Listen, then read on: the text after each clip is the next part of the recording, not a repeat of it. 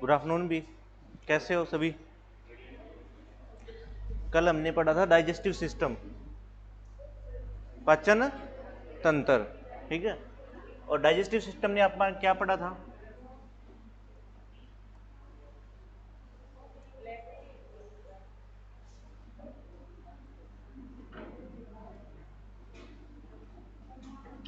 System, पाचन तंत्र, teeth के बारे में पढ़ लिया था। सलाइवरी ग्लैंड्स के बारे में, सलाइवा में एंजाइम कौन कौन से होते हैं? लाइसोजाइम और टाइलिन, दो बताए थे ना, लाइसोजाइम और टाइलिन। एक क्या बताया था? टाइलिन, या इसको क्या बोलोगे? टाइलिन अमाइलेज, या क्या बोलोगे? दो एंजाइम पढ़ लिए थे। फंक्शन क्या क्या होते हैं इसके? लाइसोजाइम क्या करता है भाई? बैक्टीरिया वगैरह को मारने का काम करता है। और टाइलिन अमाइलेज क्या करता है? टाइलिन, हाँ, कार्बोहाइड्रेट यानी स्टार्च को किस में कन्वर्ट करता है? ग्लूकोज में कन्वर्ट करता है, यानी कार्बोहाइड्रेट का डाइजेशन करता है। क्या करता है? कार्बोहाइड्रेट का डाइजेशन। यहां तक पढ़ लिया था।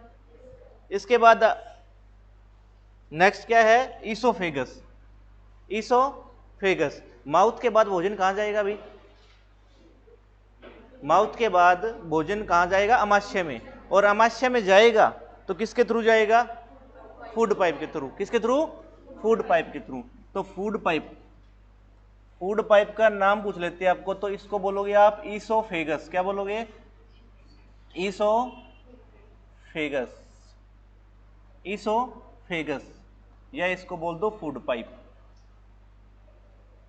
साइंटिफिक नेम क्या है इसका? ईसोफेगस, ठीक है। ईसोफेगस साइंटिफिक नेम है ये, ईसोफेगस।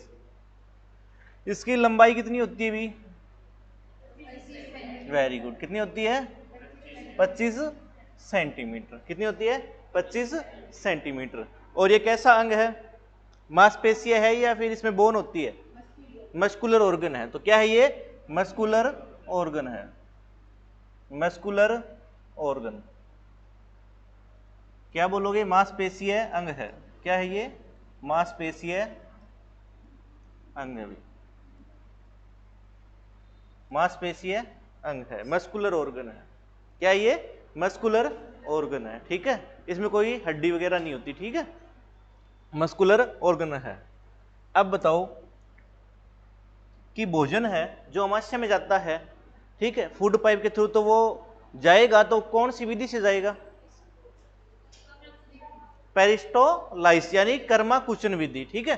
पेरिस्टोलाइस मतलब आपका इस प्रकार से, ठीक है, इस प्रकार से, ठीक है। थोड़ा इस प्रकार से होती है फूड पाइप। मतलब ये जो विधि बताई है ना, क्रम के अनुसार, कर्माकुचन क्या बोलते हैं? किस विधि से? कर्माकुचन विधि, ठीक है। कर्माकुचन विधि के द्वारा भोजन अमाशय तक पहुंचता है, ठीक है। इसको क्या बोलते हो? पेरिस्टोलाइस। क्या बोलते हो? पेरिस्टोलाइस, ठीक है, कर्माकुचन विधि। क्या हुआ? पेरिस्टोलाइस मतलब भोजन आपका यहां है, फिर यहां आएगा, यहां से क्या होगा? ये कॉन्ट्रैक्ट होगी भी, संकुचन होगा। क्या होगा इसमें? संकुचन होगा, ठीक है। संकुचन होने के बाद भोजन कहां जाएगा? यहां जाएगा। फिर संकुचन होगा, फिर भोजन कहां आएगा? यहां, यहां, ठीक है। एक बार कॉन्ट्रैक्ट, एक बार रिलैक्स, एक बार कॉन्ट्रैक्ट, एक बार रिलैक्स। मतलब यहां देखो कॉन्ट्रैक्ट हो रही है ना, मतलब संकुचन। क्या ये? संकुचन। और यहां पे क्या हो रही है? रिलैक्स हो रही है। क्या हो रही है? रिलैक्स हो रही है। ये प्रोसेस चलती रहती है, ठीक है। और भोजन अमाशय तक पहुंचता है, भोजन अमाशय तक पहुंचता है। और आपसे पूछ ले कि food pipe, oesophagus, food pipe या ईसोफेगस, आप क्या बोलोगे? ईसोफेगस। क्या बोलोगे? ईसोफेगस, ठीक है। ईसोफेगस के अंदर एंजाइम होते हैं या नहीं होते?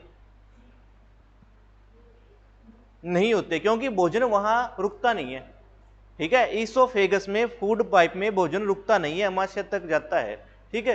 तो यहां कोई एंजाइम नहीं पाया जाता, यहां कोई एंजाइम नहीं पाया जाता। समझ आई ये बात? लिख लिया? लिख लिया सभी ने?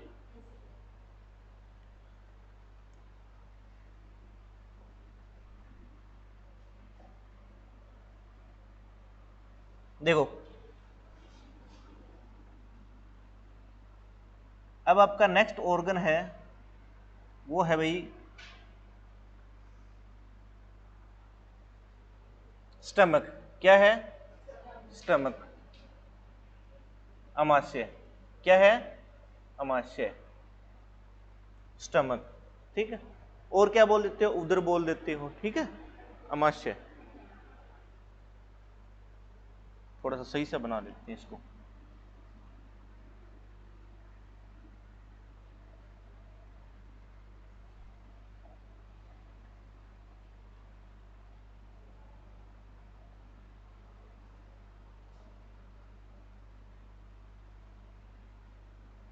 इस प्रकार से होता है थोड़ा। ठीक है, बना लेना आप। ठीक है, सही नहीं बन रहा, ठीक है, लेकिन बना लेना। ठीक है, समझाने के लिए। ठीक, अब देखो ये है ऊपर फूड पाइप। ठीक है भाई, अब भोजन आएगा। ठीक है, उस भोजन का नाम क्या है? भोजन का नाम क्या है? क्या बोलोगे? बोलस। क्या बोलोगे? बोलस। बताया था ना कल, बोलस। भोजन का नाम क्या है? बोलस। और किस भोजन को बोलस बोलते हो? जिसके अंदर अनडाइजेस्टिव कार्बोहाइड्रेट, मतलब लगभग 70-60-50% ऑफ होता है। ठीक है, लगभग 51% मान लो या 60% मान लो। ठीक है, इतना कार्बोहाइड्रेट तो आपका क्या हो गया? डाइजेस्ट हो गया, लेकिन बाकी तो बचता है ना। तो अनडाइजेस्टिव कार्बोहाइड्रेट और भाई अनडाइजेस्टिव प्रोटीन। प्रोटीन का डाइजेशन तो नहीं हुआ अभी तक। और अनडाइजेस्टिव लिपिड, फैट। ठीक है, आपने न्यूट्रिशन में क्या लिया? आपने भोजन में क्या लिया? फैट ली, वसा लिया, कार्बोहाइड्रेट ली, शर्करा। कार्बोहाइड्रेट मीन शर्करा हिंदी में बोलो तो। ठीक है, और लिपिड फैट या वसा, और क्या लिया? प्रोटीन। ठीक है, अब आपने इतना भोजन किया है, भोजन में ये न्यूट्रिशन लिए हैं, तो माउथ के अंदर तो कार्बोहाइड्रेट का डाइजेशन हो गया। ठीक है, लेकिन कुछ कार्बोहाइड्रेट तो अभी भी रहता है ना, और प्रोटीन का भी डाइजेशन नहीं हुआ, और फैट का भी डाइजेशन नहीं हुआ। तो इस पूरे भोजन को क्या बोलते हो आप? बोलस। लुगदी, हिंदी में लिखना है तो लुगदी लिख लेना, लुगदी, बोलस। क्या बोलोगे? बोलस।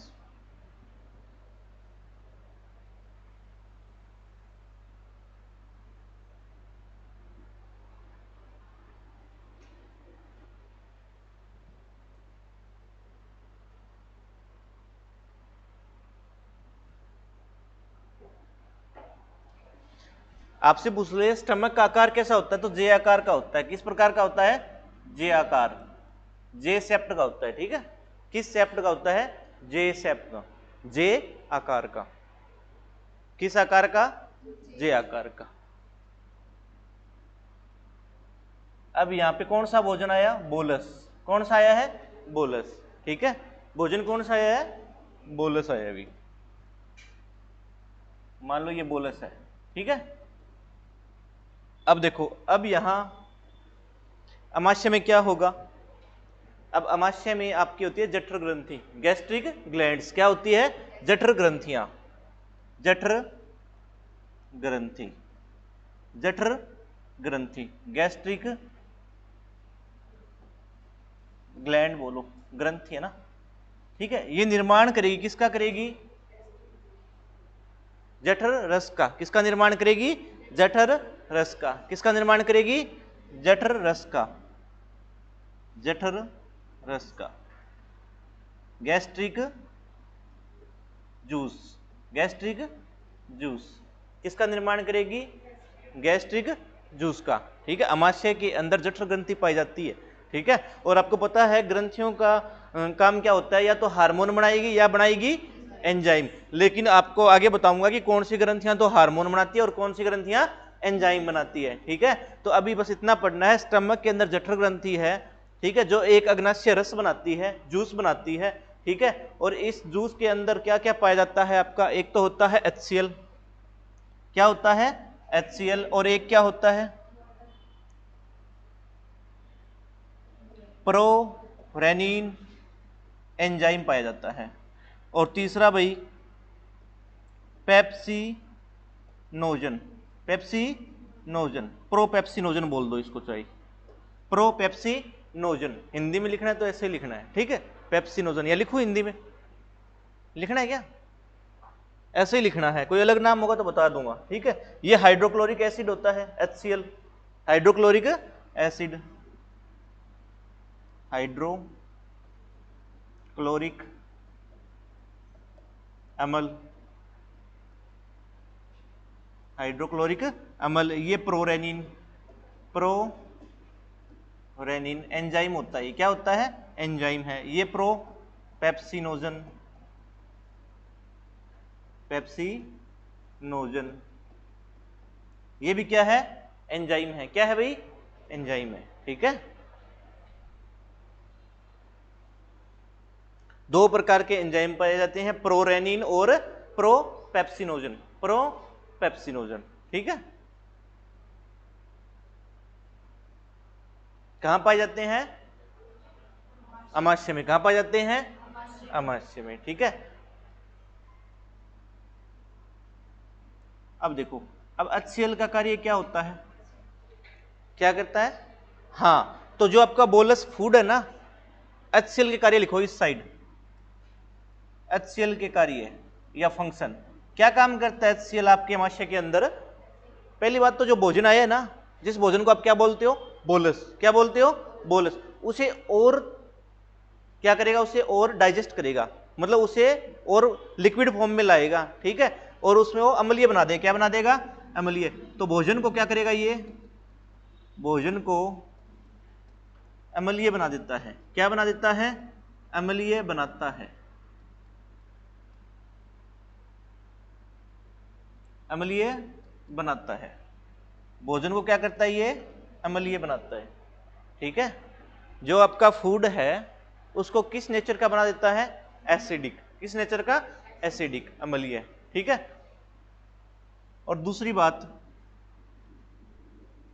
ये ना, HCl क्या करता है, पेप्सिनोजन और प्रोरेनिन को सक्रिय करता है भी, क्या करता है, एक्टिवेट करता है, सक्रिय करता है, ठीक है, एक्टिवेट करता है, क्या करता है, एक्टिवेट करता है, सक्रिय करता है। पहली क्लास में सभी थे ना, आप नहीं थे, और तो सभी थे ना, समझ आ रहा है क्या यहां से, फिर ठीक है।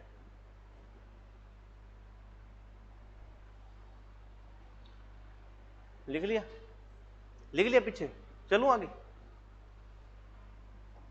अब देखो, जब आपकी मतलब आपने भोजन किया, ठीक है, या उससे पहले, ठीक है, जब HCl सक्रीट नहीं हुआ था, तो आपके जो एंजाइम थे ना, वो किस फॉर्म में थे, इनएक्टिव फॉर्म में, किस फॉर्म में थे, इनएक्टिव फॉर्म में। और वो इनएक्टिव फॉर्म कौन सी थी, जो मैंने लिखाई थी, प्रोरेनिन और प्रोपेप्सिनोजन, ठीक है। निष्क्रिय लिख लो उसको,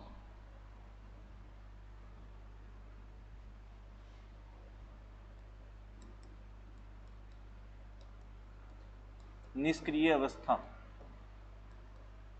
इनएक्टिव फॉर्म,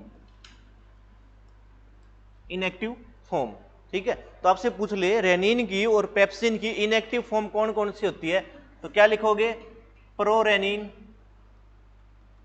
और प्रोपेप्सिनोजन,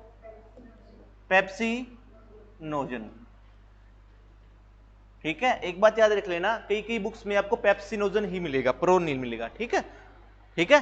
तो बात एक ही है, प्रोपेप्सिनोजन बोल दे चाहे पेप्सिनोजन बोल दे, ठीक है। इनएक्टिव फॉर्म होती है, क्या होती है, इनएक्टिव फॉर्म, प्रोरेनिन और प्रोपेप्सिनोजन, प्रोपेप्सिनोजन, दोनों इनएक्टिव फॉर्म है, क्या है, दोनों एक्रिय अवस्था में है, ठीक है। इन्हें क्रियाशील कौन करेगा, इन्हें एक्टिव फॉर्म में कौन लाएगा, HCl। तो HCl का कार्य बताया था ना, कि ये रेनिन को और पेप्सिन को एक्टिवेट करता है। क्या करता है? एक्टिवेट। अब एक्टिवेट होने के बाद ये एंजाइम क्या बनेंगे? रेनिन और पेप्सिन। वेरी गुड, रेनिन और पेप्सिन। रेनिन, ठीक है, मात्रा का थोड़ा ऊपर नीचे हो जाएगा, ध्यान रखना, ठीक है। पेप्सिन, रेनिन और पेप्सिन। तो ये कौन सी फॉर्म है भाई? एक्टिव फॉर्म है। क्या फॉर्म है ये? एक्टिव फॉर्म है, ठीक है। अब आपसे क्वेश्चन क्या बन रहा है यहां से कि रेनिन की इनएक्टिव फॉर्म प्रोरेनिन और पेप्सिन की इनएक्टिव फॉर्म प्रोपेप्सिनोजन या पेप्सिनोजन, ठीक है। इन्हें एक्टिवेट कौन करता है? HCl। और HCl क्या कार्य करता है? भोजन को अम्लीय बनाता है। क्या बनाता है? अम्लीय। और कार्य क्या करता है? तीसरा लिखना तो लिख लो एक, कि ये बैक्टीरिया को मारता है। क्या करता है? बैक्टीरिया को मारता है, ठीक है। क्या करता है? ये बैक्टीरिया को मारता है। कई बार ऐसा होता है मच्छर वगैरह चला जाता है ना भोजन के अंदर, तो उसको मारने का काम करता है, ठीक है। क्योंकि HCl का पीएच मान होता है लगभग 1 के नियर अबाउट, ठीक है। पीएच मान नियर अबाउट 1 होता है, ठीक है। कहीं कहीं इसका 0.5 मिलता है, तो इसके बीच ही कर लो, ठीक है। 0.5 और 1 के बीच होता है पीएच मान। इतना पीएच मान होता है कि इतना स्ट्रॉन्ग एसिड होता है कि मतलब इसके अंदर अपने हाथ पे डाल दिया तो हाथ जल जाए पूरा, बहुत स्ट्रॉन्ग होता है, ठीक है ना। आपके बॉडी के अंदर इसकी कमी आएगी, कमी आ भी गई तो आप पूर्ति नहीं कर सकते, ठीक है। ये ऊपर से नहीं दिया जा सकता, ठीक है, क्योंकि इसको यदि बाहर निकाल के अपने बॉडी पे डाले ना तो बॉडी जल जाती है, इतना स्ट्रॉन्ग होता है ये, ठीक है। फिर अमाशय नहीं जलता है भाई, फिर है तो अपने स्टमक में ही, फिर अपना स्टमक क्यों नहीं जलता? Very good. क्या है जो आपको बताया था ना कि यहां होती है म्यूकस मेम्ब्रेन। क्या होती है? Mucus membrane. म्यूकस मेम्ब्रेन, इसको बोल दो म्यूकस झिल्ली। म्यूकस झिल्ली, ये इसको न्यूट्रलाइज करता है, साथ के साथ क्या करता है? न्यूट्रलाइज करता है भी। क्या करता है? न्यूट्रलाइज करता है, ठीक है। तो ये स्ट्रॉन्ग एसिड से बचाता है। म्यूकस लेयर, कौन सी लेयर? म्यूकस लेयर, ठीक है। साथ के साथ न्यूट्रलाइज करता है, साथ के साथ क्या करता है? न्यूट्रलाइज। यानी न्यूट्रलाइज मतलब क्या है? उसे क्षारीय प्रकृति का बनाता है। क्या बनाता है? क्षारीय प्रकृति का, मतलब पानी और नमक के रूप में उसको सॉल्यूशन को बना देगा, ठीक है। समझ आ गई भी, ठीक है। तो ये बैक्टीरिया को मारने का काम करता है और ये क्या करता है? एक्टिवेट करता है किसको? रेनिन को और पेप्सिन को, ठीक है। हमारा अमाशय जलता नहीं क्योंकि यहाँ म्यूकस मेम्ब्रेन होती है जो इसको क्या करती है? न्यूट्रलाइज करती है, ठीक है। क्या करती है? न्यूट्रलाइज करती है। लिख लिया? लिख लिया क्या? या लिखाऊं बोल के? है म्यूकस झिल्ली होती है, ठीक है। म्यूकस झिल्ली, ठीक है, जो HCl को न्यूट्रलाइज करती है, उदासीनीकरण करता है, ठीक है, एसिड को। चलूं क्या नेक्स्ट?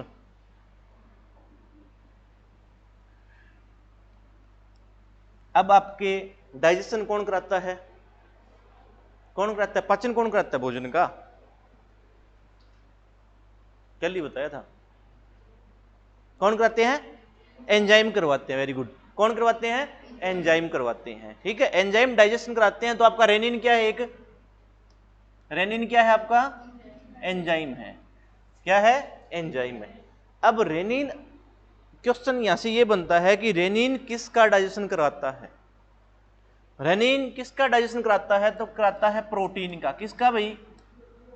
प्रोटीन का। और कौन से प्रोटीन का? पूछ ले कौन से प्रोटीन का, ठीक है। ये स्पेशली करवाता है, ठीक है। आपने मतलब कल बताया था आपको, रोटी दाल चावल खाई थी, दूध पिया था क्या? हाँ, तो दूध में होता है आपका केसिन प्रोटीन। कौन सा प्रोटीन होता है? Casein protein. केसिन प्रोटीन, कौन सा प्रोटीन?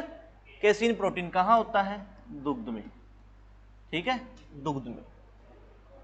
केसिन प्रोटीन दूध में पाया जाता है, ठीक है। अब केसिन प्रोटीन होता है, इसको किस फॉर्म में ला देता है? कैसिनोजन में। किस फॉर्म में कन्वर्ट कर देता है? कैसिनोजन में। कैसिनोजन में, ठीक है, कैसिनोजन जन, कैसिनोजन।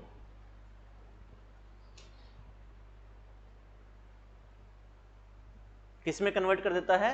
कैसिनोजन में। ठीक है, रेनिन एंजाइम है, प्रोटीन को डाइजेस्ट करता है। कौन से प्रोटीन को? कैसिन प्रोटीन को। और कैसिन प्रोटीन किस में होता है? दुग्ध में होता है। और ये किस फॉर्म में ला देता है? कैसिनोजन में। किस फॉर्म में? कैसिनोजन में। जैसे देखा, मतलब बच्चे को कई बार ज्यादा दूध पिला देते, छोटे बच्चे को, वो उल्टी कर देता है, दही सा वो, है ना, तो वो होता है कैसिनोजन। ठीक है, वो कैसिनोजन होता है। ठीक है, तो ये क्या है? प्रोटीन को, कैसिन प्रोटीन को डाइजेस्ट करता है। कौन भाई? आपका रेनिन। कौन करता है? रेनिन। नेक्स्ट कौन सा आपका एंजाइम है? पेप्सिन। पेप्सिन। अब पेप्सिन किसका डाइजेशन करता है? प्रोटीन का। Very good. किसका डाइजेशन करता है? प्रोटीन का। प्रोटीन का। और प्रोटीन को किस में बदल देता है? पेप्टोन्स में। किस में? पेप्टोन्स में। पेप्टोन्स में। किस में बदल देता है? पेप्टोन्स में।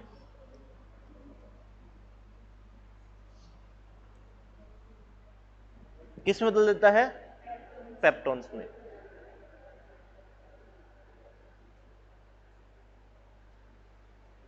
प्रोटीन को किस में बदलता है? पेप्टोन्स में। किस में बदल देता है? पेप्टोन्स में। और कौन सा एंजाइम? Pepsin enzyme. अच्छा ये बताओ कि मैंने ये बताया था, क्या प्रोटीन का डाइजेशन हो गया? प्रोटीन का डाइजेशन हो गया क्या? नहीं हुआ। ठीक है, अब देखो, मान लो प्रोटीन के इतने बड़े पार्टिकल थे, ठीक है, और पेप्टोन्स में टूटा तो इतने पार्टिकल रहेगी इसके। ठीक है, लेकिन अपने को पार्टिकल क्या चाहिए? बिल्कुल लिक्विड फॉर्म में। किस फॉर्म में? लिक्विड फॉर्म में। किस फॉर्म में चाहिए? लिक्विड फॉर्म में। और लिक्विड फॉर्म मैंने कल बात बताई थी कि प्रोटीन का डाइजेशन है ना, प्रोटीन डाइजेस्ट होने के बाद क्या बनाता है? Amino acid. कल बताया था ना, प्रोटीन का डाइजेशन होने के बाद क्या बनता है? अमीनो अम्ल। क्या बनता है? मतलब जो बिल्कुल लिक्विड फॉर्म होगी ना, वो क्या होगी? अमीनो अम्ल। क्या होगी? अमीनो अम्ल। और हमें कहां तक पहुंचना है? यहां तक पहुंचना है, अमीनो अम्ल तक। कहां तक पहुंचना है? मतलब अमीनो एसिड बन जाएगा ना, तब कह सकोगे कि प्रोटीन का पूर्ण पाचन हो गया है, यानी प्रोटीन फुली डाइजेस्ट हो गया है। अभी कंप्लीट डाइजेशन नहीं हुआ, मतलब इसका आधा पार्टिकल ही डाइजेस्ट हुआ है। मतलब इतने बड़े पार्टिकल थे, छोटे रूप में आए हैं। ठीक है, छोटे रूप में आए हैं। ठीक है, जैसे एग्जाम्पल क्या बताऊं आपको, समझ गए होंगे? नहीं हो गए तो वैसे देखो आप, बेसन होता है अपने, आटा होता है चने का, क्या वो डायरेक्ट पिसवा लेते हो? तो क्या करते हो? हाँ, पहले दाल बनाते हो ना, तो वही है, उसके बाद आटा बनता है ना, तो बस वही बात यहाँ है। ठीक है, तो ये अभी छोटे पार्टिकल में टूटा है, लेकिन इतने छोटे पार्टिकल में नहीं टूटा कि अमीनो अम्ल बन गया। ठीक है, बिल्कुल डाइजेस्ट नहीं हुआ, तो 50% डाइजेशन हो गया। किसका? प्रोटीन का। Very good. तो किसका? 50% प्रोटीन का डाइजेशन हो गया भाई। ठीक है, 50% प्रोटीन का डाइजेशन हो गया, क्योंकि दूध में जो कैसिन प्रोटीन लिया था उसका तो कैसिनोजन बन गया। ठीक है, वो भी तो पूरा अभी तक अमीनो एसिड में नहीं आया, और ना ये आया, ये किस में चेंज हो गया? पेप्टोन्स में। ठीक है, अभी अमीनो एसिड में आना बाकी है, अमीनो एसिड में बदल जाएगा तब ये पूर्ण पाचन होगा। ठीक है, तो क्या समझ आ गया? आगे भी क्वेश्चन कितने बना लो यहां से। ठीक है, कि HCl का कार्य क्या है। ठीक है, इनएक्टिव फॉर्म कौन कौन सी है? रेनिन की और पेप्सिन की। रेनिन किसको डाइजेस्ट करता है? पेप्सिन किसको डाइजेस्ट करता है? ठीक है, और आगे एक छोटा सा, मतलब ये दो लाइनें लिख लो कि जो रेनिन एंजाइम है ना, ज्यादा सक्रिय बच्चों में होता है। ठीक है, रेनिन एंजाइम ज्यादा एक्टिवेट किस में होता है? बच्चों में। ठीक है, जो रेनिन है ना, रेनिन एंजाइम ज्यादा सक्रिय बच्चों में होता है। क्यों होता है? क्योंकि वो बच्चे दूध ज्यादा पीते हैं। ठीक है, बच्चे आप में भी तो होता है, लेकिन उतना नहीं होता जितना बच्चों में होता है। ठीक है, क्योंकि बच्चों में ज्यादा, मतलब उनका जो फूड है मेनली वो क्या होता है? मिल्क होता है। क्या होता है? मिल्क होता है। और मिल्क के अंदर कौन सा प्रोटीन? Casein protein. तो ज्यादा रेनिन कहां बनेगा? बच्चों में पाया जाता है। किन में बनेगा? बच्चों में, ठीक है। आप में भी होता है लेकिन इतना नहीं होता, ठीक है। और जो बंदा कभी दूध नहीं पीता ना, वो कभी दूध पिए तो उसको वोमिटिंग होगी, होती है, कभी देखा है? क्यों होती है? क्योंकि उसने बिल्कुल ही इनएक्टिव कर लिया इसको, ठीक है, रेनिन को, ठीक है। वो जब बनेगा, मतलब भाई आप, एक तो व्यस्त है वो बेचारा, काम ही नहीं कर रहा, वो एक दिन काम करेगा तो कुछ ना कुछ तो हलचल होगी ना बॉडी के अंदर, ठीक है, तो वॉमिटिंग हो जाएगी, ठीक है, जो बिल्कुल ही दूध नहीं पीता है, ठीक है। चले भी नेक्स्ट।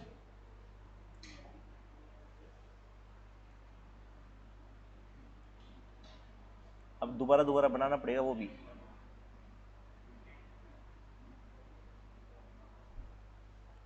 अब यहां भोजन था बोलस, कौन सा था? बोलस, ठीक है, भोजन था बोलस, और यहां HCl ने अपना फंक्शन किया, ठीक है। किसका डाइजेशन हुआ? प्रोटीन का। और कार्बोहाइड्रेट का क्या हो गया था? पहले डाइजेशन आधा तो हो गया था ना, आधा रहता है, प्रोटीन भी आधा डाइजेस्ट हो गया, प्रोटीन भी आधा डाइजेस्ट हो गया, और कार्बोहाइड्रेट भी आधा डाइजेस्ट हो गया। और फैट क्या डाइजेस्ट हुआ है? फैट नहीं हुआ, फैट डाइजेस्ट नहीं हुआ। अब ये भोजन है ना, इसको क्या बोलोगे आप? काइम बोलोगे। क्या बोलोगे? काइम। क्या बोलोगे? काइम, ठीक है। काइम भोजन कौन सा होता है? ऐसा भोजन जिस 50% मतलब कार्बोहाइड्रेट और 50% प्रोटीन, ठीक है, और 100% फैट, ठीक है। या फिर ऐसे लिख लो, मतलब जो डाइजेस्ट हो गया 50% आपका कार्बोहाइड्रेट, 50% प्रोटीन और 0% फैट। फैट का अभी तक डाइजेशन नहीं हुआ है, इस भोजन को क्या बोलते हैं? काइम। क्या बोलते हैं? काइम। समझ तो आ रही होगी, बता देना समझ आ रही है क्या, या थोड़ा स्लो चलूं? स्लो चलना है क्या? इनएक्टिव क्यों हो सभी? है भाई, समझ आ रही है? पीछे इधर आ रही है आपको समझ? आपको क्या नाम, समझ आ रही है? थोड़ी थोड़ी आ रही है आपको? आ रही है? जहां से नहीं समझ में आई वो बता देना, ठीक है। अब बता दो, कोई बात नहीं, दोबारा करवा दूंगा मैं थोड़ा बहुत, ठीक है। कहां समझ नहीं आई, मतलब थोड़ा सा बता दो आप, कोई बात नहीं। पहला दिन है क्या? ठीक है भाई, कोई बात नहीं, समझ आ जाएगी। नेक्स्ट टॉपिक अपन स्टार्ट करेंगे, वहां से कर लेना आप, ठीक है। अब इतना जोर भी मत डालना ब्रेन पे, ठीक है। आज जितना मैं करवा रहा हूँ वो समझो बस, ठीक है। क्योंकि सही बात है, कल मैंने इसका हाफ पार्ट करवा दिया ना, तो पता नहीं क्या चल रहा है क्लास में, ठीक है, होता है, ठीक है। कोई बात नहीं, अपन कल या फिर आज जो नया टॉपिक करेंगे ना, वहां से स्टार्ट कर देना अपना, ठीक है। और ये मेरी भी सेकंड क्लास ही है, ठीक है। तो उसको क्या बोलते हैं अभी? काइम बोलते हैं। क्या बोलते हैं? काइम। अब अमाशय से, और अमाशय के अंदर भोजन कितनी देर रहता है? 2 से 4 घंटे। कितने समय तक है? 2 से 4 घंटे, ठीक है। आपने भोजन किया, भोजन फूड पाइप के थ्रू कहाँ गया? अमाशय में। अमाशय में भोजन कितनी देर ठहरेगा? 2 से 4 घंटे। और उसी दौरान क्या बनेगा? HCl बनेगा, और HCl क्या करेगा? एंजाइम को एक्टिवेट करेगा, और क्या करेगा? भोजन को अम्लीय बनाएगा, ठीक है। और वो एंजाइम क्या करेंगे? प्रोटीन का क्या करेंगे? डाइजेस्ट करेंगे। क्या करेंगे? डाइजेशन करेंगे, ठीक है भाई। अब आपसे पूछ लें कि जठर रस या फिर अमाशय का पीएच मान कितना होता है? 1.5। कितना होता है? 1.5। जठर रस का पीएच मान या फिर अमाशय का पीएच मान पूछ ले, 1.5। कितना होता है? 1.5 होता है।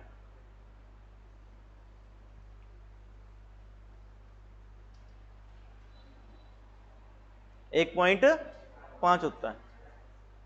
अच्छा, ये नाम तो सुना होगा, एसिडिटी। क्या हो गया? क्या कह रहा है? बस जा रही है? एसिडिटी, अम्लीय, अम्लता। एसिडिटी सुना होगा, होती भी होगी, ठीक है, नेचुरल सी बात है, सभी को होती है, ठीक है। और क्यों होती है? और एक बात याद रखना, शादी वगैरह में जाते हो जब ज्यादा होती है। क्यों होती है? खाते ज्यादा हो ना मसाले वाली चीजें, ठीक है, ज्यादा खाते हो। अब ज्यादा खाओगे तो पचाने के लिए HCl भी तो ज्यादा सक्रीट होगा ना वहां से, ठीक है। तो HCl ज्यादा बनेगा, तो HCl ज्यादा बनेगा तो क्या होगी, एसिडिटी, HCl के ज्यादा बनने से,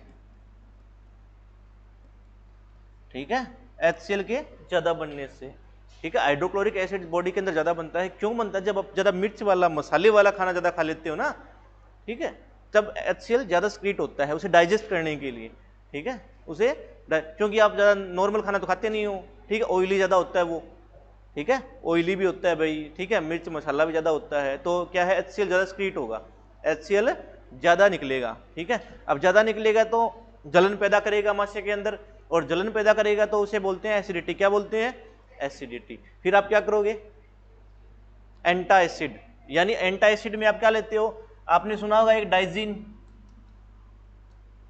सिरप आता है, डाइजीन नाम का, या फिर आप लेते हो इनो, लेते हो ना, लेते हो, क्यों लेते हो,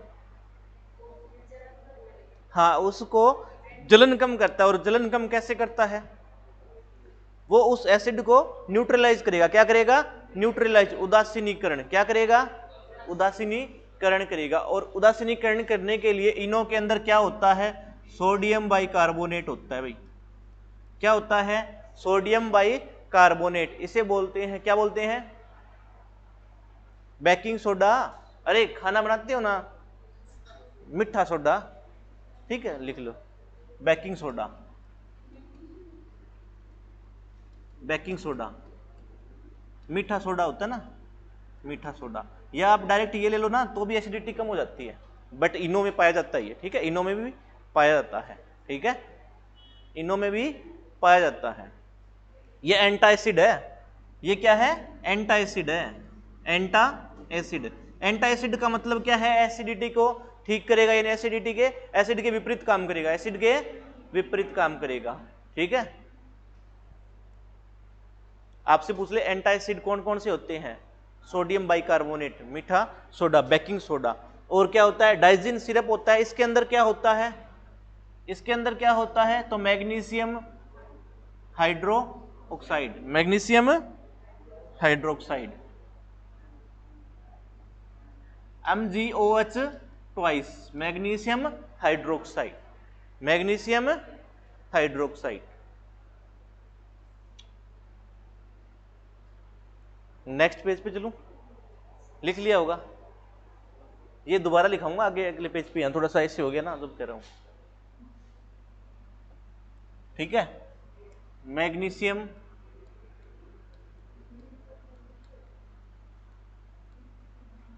hydro oxide, magnesium hydro oxide, ठीक है, मैग्नीशियम हाइड्रो ऑक्साइड, फॉर्मूला क्या होता है इसका, MgOH2, कैसे पता चला 2 आएगा, है, कैसे पता चला 2 आएगा भाई, 3 भी तो लिख सकता हूं, नहीं लिख सकता है, लिख सकता हूं ना, बोलो, लिख सकता हूं ना, और ऐसे भी लिख सकता हूं, लिख सकता हूं ना, गलत, कभी नहीं लिख सकता, ये बात है केमिस्ट्री की, ठीक है, तो उसमें बताऊंगा क्यों लिखते हैं इसको ऐसे, ठीक है, केमिस्ट्री में बताऊंगा क्यों लिखते हैं MgO2, ठीक है। अब देखो मैग्नीशियम हाइड्रोक्साइड, ये किस नेचर में होता है, बेसिक नेचर में होता है, क्षारीय प्रकृति में होता है, नेचर कैसा होता है इसका, क्षारीय प्रकृति, कैसी होती है, बेसिक नेचर, बेसिक नेचर, ठीक है, क्षारीय प्रकृति, क्षारीय प्रकृति, बेसिक नेचर। देखो एक होता है अम्लीय प्रकृति का, एक होता है बेसिक प्रकृति का, ठीक है। अम्लीय प्रकृति होती है आपकी, एक पीएच मान स्केल पे होता है 0 से 7 तक, कितने तक होता है, 0 से 7 तक, यानी 0 से 7 तक, और 7 से 14 तक होता है क्षारीय, क्या होता है, क्षारीय, और 7 पर क्या होता है, उदासीन, क्या होता है, उदासीन होता है, ठीक है, 7 पे क्या होता है, उदासीन होता है, न्यूट्रल होता है, क्या होता है, न्यूट्रल होता है, पता होगा, फिर ठीक है, क्या बताऊं, क्या बोल देता है बीच में ही, समझ तो आनी चाहिए बंदे को, आगे बैठ तो, अब मैं कहने वाला था, पीछे भी बोल दिया उसने, आगे बैठ जाया करो, यहाँ बैठ जाया करो, ठीक है, समझ भी आ जाए आपको भी, और मेरे को भी आप जो बोल रहे हो वो समझ में आ जाए, ठीक है, ठीक है, पता तो चल जाए क्या पूछ रहा है बंदा, ठीक है। एक होता है आपका एल्यूमिनियम हाइड्रोक्साइड, एल्यूमिनियम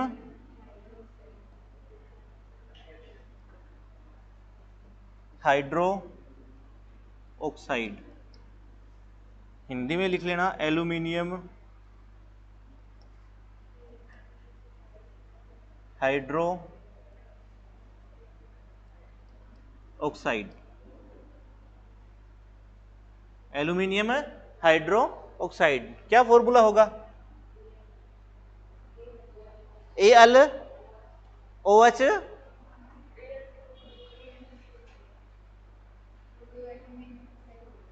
Al, देखो एल्यूमिनियम Al हो गया, हाइड्रोक्साइड क्या होता है? AOH होता है। हाँ बताओ कितने OH आएंगे? कितने? 3, कौन बोला? सही है, अपने पे कॉन्फिडेंस रखा करो, ठीक है। एल्यूमिनियम हाइड्रोक्साइड, एल्यूमिनियम हाइड्रोक्साइड, ठीक है। अब ये 3 आया कहां से? ये आगे की बात है, ठीक है। एल्यूमिनियम हाइड्रोक्साइड AlOH3,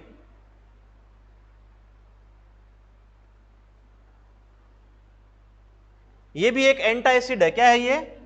एंटा एसिड है, मतलब एसिडिटी के विपरीत काम करता है। एंटा एसिड, एंटा एसिड है, ठीक है। आपका भी पहला दिन है, फर्स्ट डे आज? आज ही आए हो क्या? पहले भी आए थे? कल नहीं आए थे? हैं? कल नहीं आए थे ना? फिर तो मेरी पहली क्लास है। एंटा एसिड है, क्या है? एंटा एसिड है, ठीक है। नेक्स्ट देखो भी, बस इतना याद रखना, ज्यादा कुछ नहीं, ठीक है, ठीक है। अब जो आपका भोजन था, उस भोजन का क्या नाम है? उस भोजन का क्या नाम है? Chyme, very good. क्या नाम है? काइम। अब आपका नेक्स्ट जो ऑर्गन है ना, वो कौन सा ऑर्गन होगा? छोटी आंत, स्मॉल इंटेस्टाइन, स्मॉल इंटेस्टाइन, छोटी आंत, स्मॉल इंटेस्टाइन, छोटी आंत, छोटी आंत। छोटी आंत की लंबाई कितनी होती है?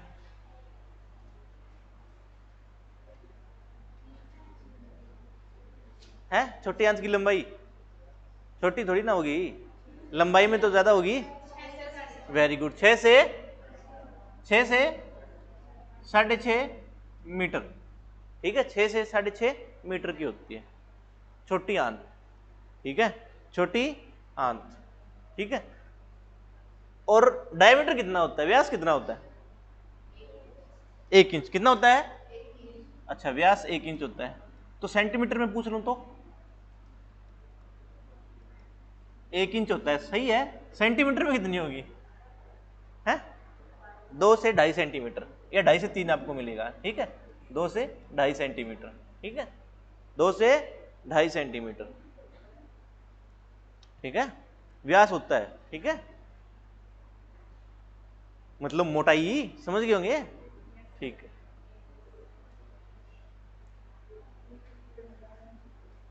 2 से 2.5 सेंटीमीटर होती है, यानी 1 इंच। कितनी होती है? 1 इंच होती है, ठीक है। अब देखो, अब आपका स्मॉल इंटेस्टाइन है ना, वो अमाशय के उस पार्ट से, देखो अब ऐसा कुछ पार्ट था ना अमाशय का, यहां से जुड़ता है ना, ये स्मॉल इंटेस्टाइन है, ठीक है।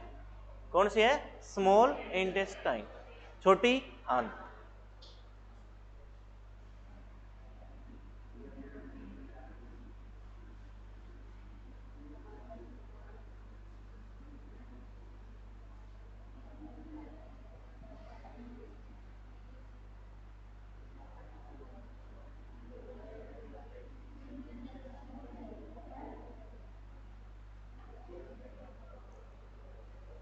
इस शेप की होती है, कुंडली नुमा होती है छोटी आंत, ठीक है, कुंडली नुमा होती है, ठीक है, ऐसे इस शेप की होती है भाई।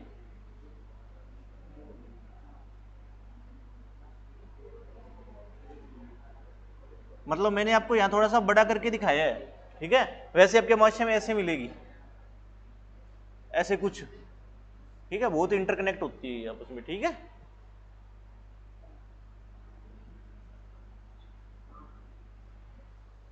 स्मॉल इंटेस्टाइन, छोटी आंत।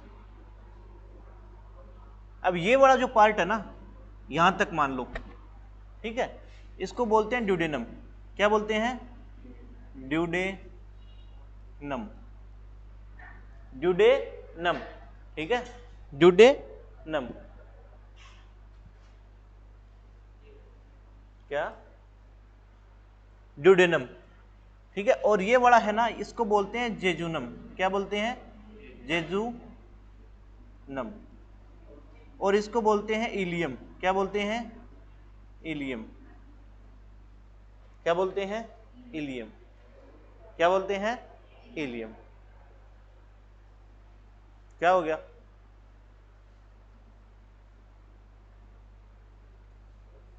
जब ग्रुप डी का पेपर होगा ना, तब इसी क्लास में से आपको बताऊंगा कौन कौन से क्वेश्चन थे, ठीक है। पीछे जो ग्रुप डी का पेपर था ना, सारे क्वेश्चन बेसिक थे, डाइजेस्टिव से ही आए हुए थे, ठीक है, बहुत सारे क्वेश्चन आए हुए थे, ठीक है, न्यूट्रिशन से आए हुए थे, ठीक है, बेसिक बेसिक क्वेश्चन पूछ रखे थे। अब क्लास मिस करोगे ना तो फिर नहीं हो सकता, ठीक है।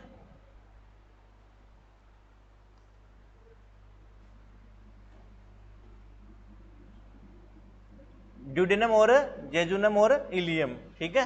हिंदी में लिखो तो ऐसे ही लिख लेना, ठीक है। वैसे इसके नाम मैं यदि लूंगा ना, एक तो मध्यांतर होता है, ठीक है, एक मध्यांतर बोलते हैं, एक को बोलते हैं शुद्धांतर बोलते हैं शायद, ठीक है, कन्फर्म नहीं है, एक बार मैं लिख दूंगा, ठीक है, हिंदी में भी चाहिए तो, ठीक है,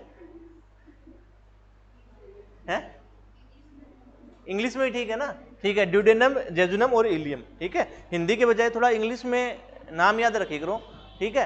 कई बार ऐसा होता है कि हिंदी में आप साइंस का क्वेश्चन हिंदी में पढ़ के आप आंसर नहीं दे सकते, उसका उसको नहीं आ रहा है ना, तो उसको इंग्लिश में देख लिया करो, आपको आंसर आ जाएगा उसका, ठीक है।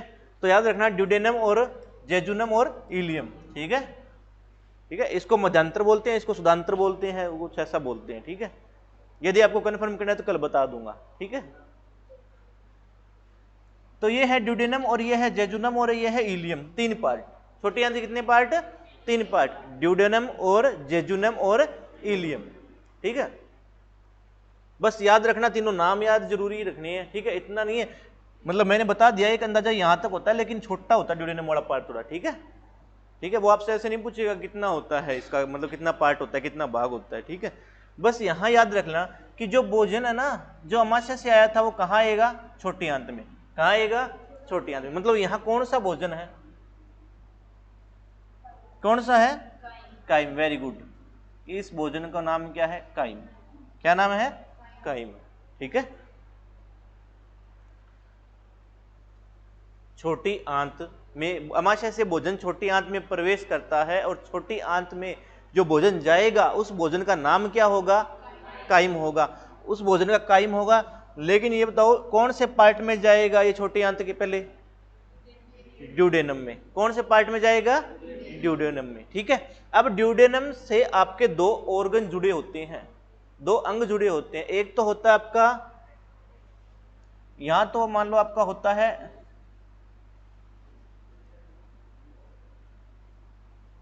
लीवर जुड़ा होता है। क्या जुड़ा होता है? लीवर में। यहां से तो लीवर जुड़ा होता है, और यहां से जुड़ा होता है आपका पत्ते जैसी संरचना होती है, जिसको बोलते हैं पेनक्रिया। क्या बोलते हैं? पेनक्रिया। इसको बोलते हैं अग्नाशय। क्या बोलते हैं? अग्नाशय। और इसको बोलते हैं लीवर। क्या बोलते हैं? लीवर। यकृत। क्या बोलते हैं? यकृत, ठीक है।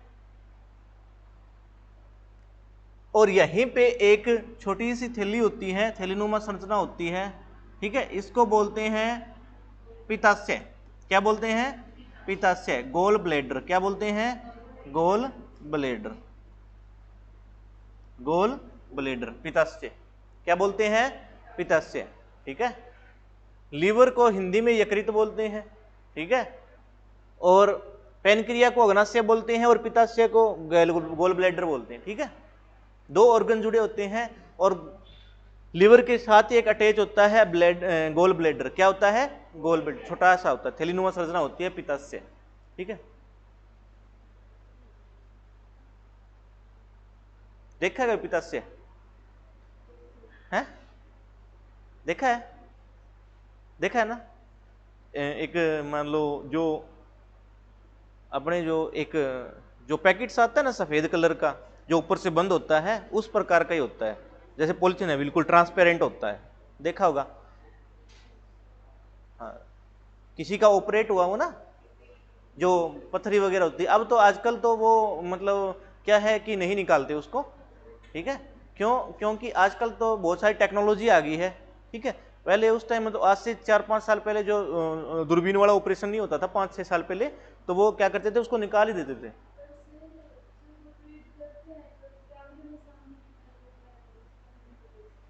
क्या कह रहे हो?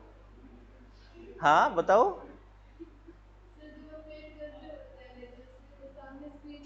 हाँ हाँ हाँ, उस पे दिखाई देता है, लेकिन कभी ना अभी तो वो टेक्नोलॉजी चला गई, मतलब आपके ऑर्गन अंदर ही है, ठीक है, उसका ऑपरेट कर दिया, छोटी मोटी पथरी है, स्टोन है, तो उसका ऑपरेट हो गया। लेकिन पहले एक बार 7-8 साल पहले की बात है, तब मैंने देखा था, बाहर निकाला हुआ था वो, ठीक है, उसमें स्टोन थी, लेकिन वो बाहर ही फेंकना पड़ता है उस थैली को, ठीक है, उसके अंदर स्टोन थी बड़ी बड़ी, ठीक है, उस समय ये इतनी टेक्नोलॉजी नहीं थी, ठीक है। तो क्या था, उसमें दिक्कत आती है फिर बंदे को, मतलब इतनी नहीं आती, लेकिन थोड़ा डाइजेशन में दिक्कत आती है, क्योंकि ये क्या करता है, आपका स्टोर करता है बाइल जूस को, ठीक है, बाइल जूस को स्टोर करता है। लेकिन जिस बंदे को निकाल दी ना, उसको ऑपरेट के बाद थोड़ी बहुत दिक्कत आएगी, ठीक है, उसको थोड़ी बहुत दिक्कत आएगी, मतलब फैट से रिलेटेड, ठीक है, मतलब थोड़ी बहुत दिक्कत होगी, ज्यादा नहीं होगी, डाइजेशन में दिक्कत होती है, और तो कुछ नहीं है ज्यादा। और पहले निकालते ही थे बहुत से, अभी नहीं निकलती है, पर लेकिन वो मतलब कई बार आता है कि ऑपरेट इतना भी हो कि निकालनी पड़े, तो निकालनी पड़ती है, ठीक है। आगे चलूं क्या? पेनक्रिया, लीवर दोनों अटैच होते हैं किससे? छोटी आंत से, और छोटी आंत के ड्यूडेनम वाले पार्ट से। अब मेरे को ये बताओ, भोजन पहले लीवर में जाएगा या अग्नाशय में जाएगा? कहां जाएगा? कहां जाएगा अभी? पहले लीवर में जाएगा या अग्नाशय में जाएगा? लिखो फिर बात।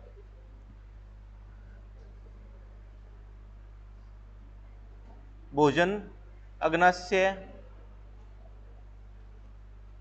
और यकृत यानी लीवर में नहीं जाता, ठीक है। भोजन कभी भी पेनक्रिया और लीवर में नहीं जाएगा, ठीक है, पेनक्रिया और लीवर में भोजन नहीं जाता भाई।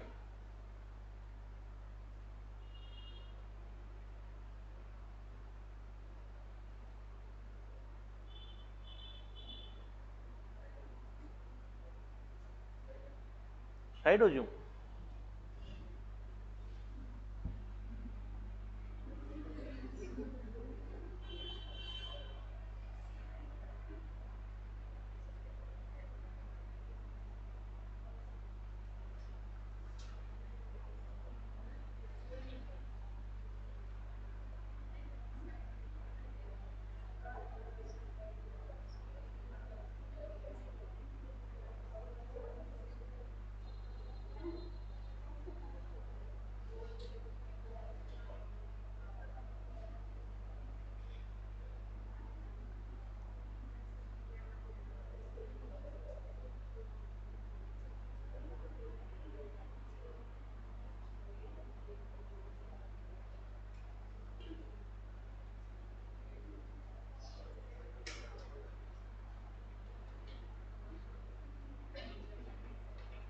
डिस्कस इतनी गहरी होगी,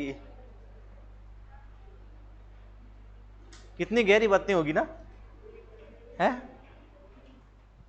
क्या कह रहे वो?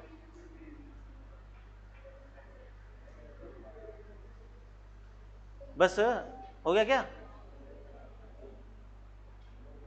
चलो नेक्स्ट, चलो अभी अब आपका जो लीवर है ना, हम ऑर्गन पढ़ेंगे नेक्स्ट लीवर। कौन सा? लीवर में, लीवर यकृत, यकृत, लीवर यकृत, ठीक है। आपके शरीर का सबसे भारी अंग है, सबसे भारी अंग,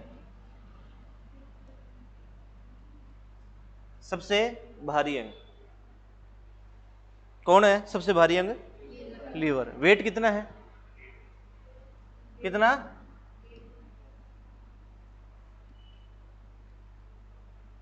अप्रोक्स 1.5 से 2 किलो, 1.5 से 2 किलो, ठीक है। मानव शरीर का सबसे भारी अंग क्या बताओगे? मानव शरीर का सबसे बड़ा अंग, गलत। वेरी गुड, स्किन होता है। मानव शरीर का सबसे बड़ा अंग क्या बोलोगे? स्किन, त्वचा होती है। मानव शरीर में सबसे बड़ा अंग, दोनों बातों में थोड़ा अंतर है, ठीक है। क्वेश्चन क्या होता है, मानव शरीर का सबसे बड़ा अंग तो त्वचा होगा, लेकिन मैंने क्या पूछ लिया? इंटरनल पूछ लिया। मानव शरीर में सबसे बड़ा अंग तो यकृत ऑप्शन आएगा आपका, ठीक है, लीवर, ठीक है। और मानव शरीर की सबसे बड़ी ग्रंथि, मानव शरीर की सबसे बड़ी ग्रंथि, पीयूष कौन बोल रहा है इधर से? है छोटी है वो, दूसरे नंबर की। कौन सी? थायराइड ग्रंथि।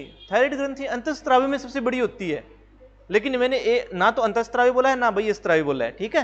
तो आपका ऑप्शन क्या जाएगा? यकृत। मानव शरीर की सबसे बड़ी ग्रंथि यकृत होती है। यदि वो पूछ रहे मानव शरीर की सबसे बड़ी बहिःस्रावी ग्रंथि तो यकृत होगी, ठीक है। अंतःस्रावी की बात करें तो आएगी थायराइड, जो अपना नेक्स्ट टॉपिक होगा, ठीक है। तो मानव शरीर की सबसे बड़ी ग्रंथि पूछ ले तो क्या बताओगे? लीवर। क्या बताओगे? लीवर। कंफ्यूजन मत हो ना, मैंने यहाँ अंतःस्रावी नहीं बोला, नहीं मैंने, हाँ बहिःस्रावी बोल दूं तो ही यकृत होगा, और ग्रंथि बोल दूं तो भी यकृत होगा, ठीक है। तो मानव शरीर की सबसे बड़ी ग्रंथि, मानव शरीर की सबसे बड़ी ग्रंथि, पजल मत होना। अब जो नाम आया ना ग्रंथि, ठीक है, जो ग्रंथि नाम आया ना, सोच रहे होंगे ये क्या बता रहे हैं, ठीक है। बस इतना याद रखो आज की क्लास में कि मानव शरीर की सबसे बड़ी ग्रंथि, ग्रंथि एक जो नाम है ना, इसको डिटेल में कल बताऊंगा क्या चीज है, इस पे टॉपिक भी अपना, ठीक है। फिर समझ में आ जाए, खुद बता दोगे कि मानव शरीर की सबसे बड़ी ग्रंथि कौन सी है, अंतःस्रावी कौन सी है, बहिःस्रावी कौन सी है, ठीक है। बस इतना याद रखो, मानव शरीर की सबसे बड़ी ग्रंथि लीवर है, ठीक है। मानव शरीर का सबसे बड़ा अंग क्या है? क्या? बहिःस्रावी में आता है, ठीक है, ये बहिःस्रावी में आता है, बहिःस्रावी, ठीक है। क्यों? क्योंकि ये बनाता है जूस। क्या बनाता है? जूस बनाता है। और एक बात याद रखना, जो ग्रंथियां जूस बनाएगी या एंजाइम बनाएगी वो होती है बहिःस्रावी ग्रंथि, और जो ग्रंथियां हार्मोन बनाएगी वो क्या होती है? अंतःस्रावी। क्या होती है?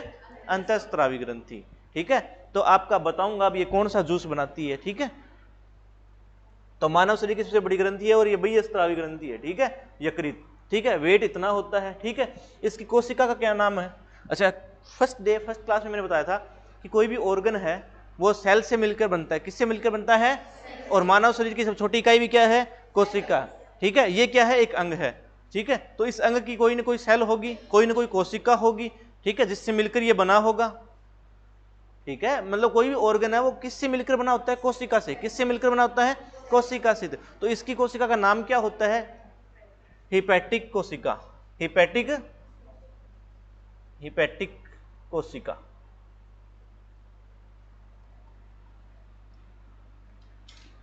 Hepatic cell, hepatic cell, hepatic cell, hepatic कोशिका, ठीक है, हिपैटिक सेल, हिपैटिक कोशिका।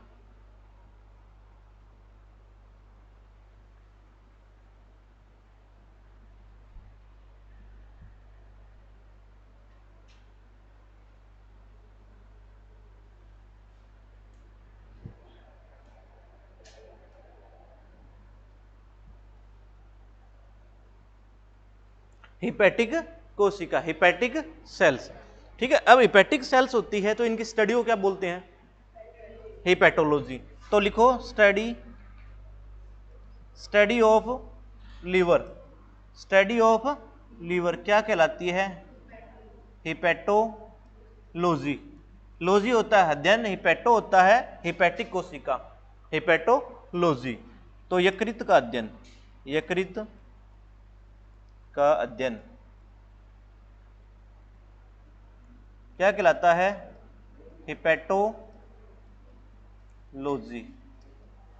हिपैटोलॉजी क्या कहलाता है? हिपैटोलॉजी।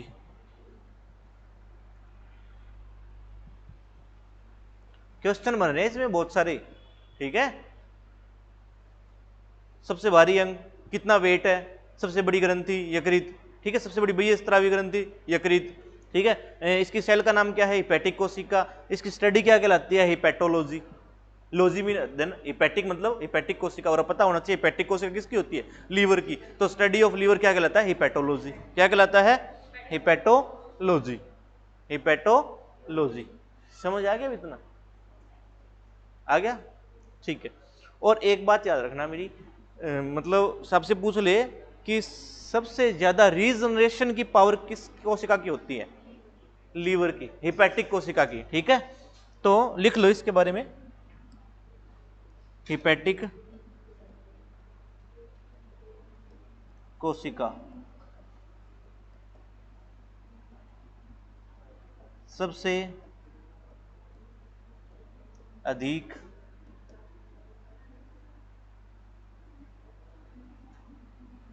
अब हिंदी में लिखूंगा ना तो इसको बोलते हैं पुनरुद्धरण, पता नहीं क्या बोलते हैं, तो रीजनरेशन लिख लेना, मतलब दोबारा बनना।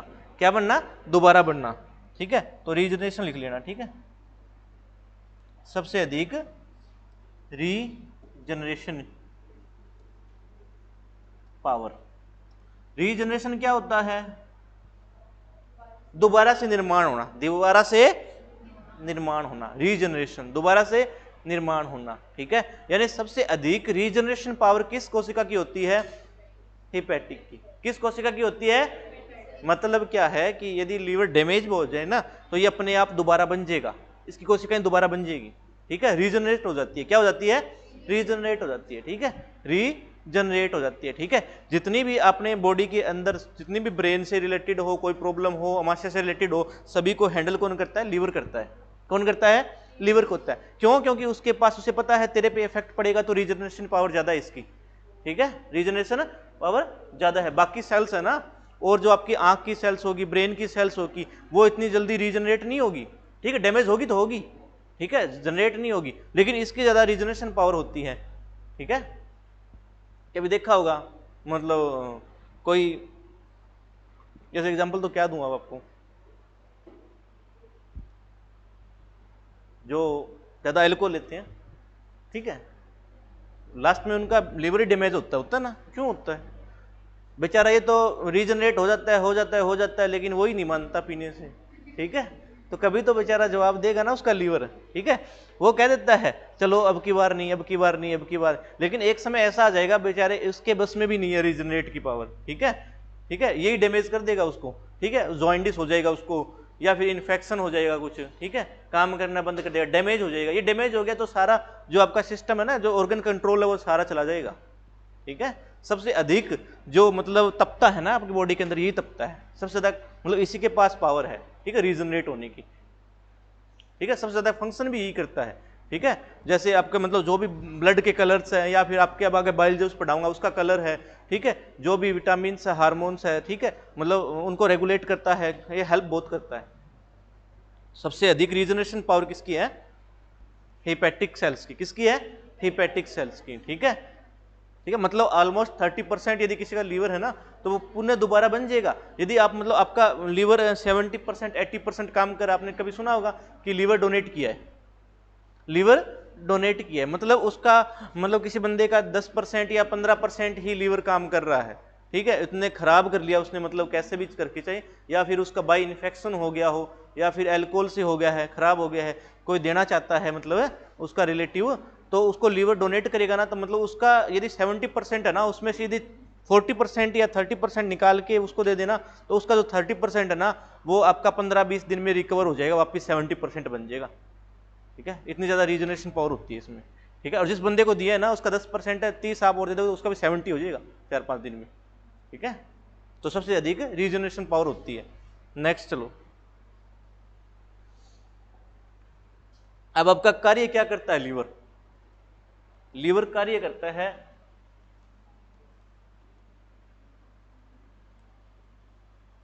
कार्य, ठीक है, ये बनाता है बाइल जूस। क्या बनाता है? लीवर बनाता है बाइल जूस, बाइल जूस, यानी इसको बोलते हैं पित्त रस। क्या बोलते हैं? पित्त रस, बाइल जूस, बाइल जूस, पित्त रस।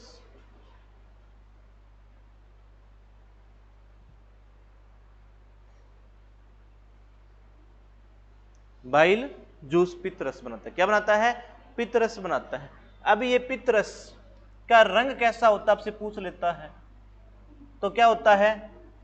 हरा, हल्का हरा पीला, हल्का हरा पीला, लाइटली ग्रीन और येलो होता है। ठीक है, हल्का हरा और पीला सा होता है। ठीक है, पित्त रस का कलर होता है। क्या होता है? कलर, रंग होता है।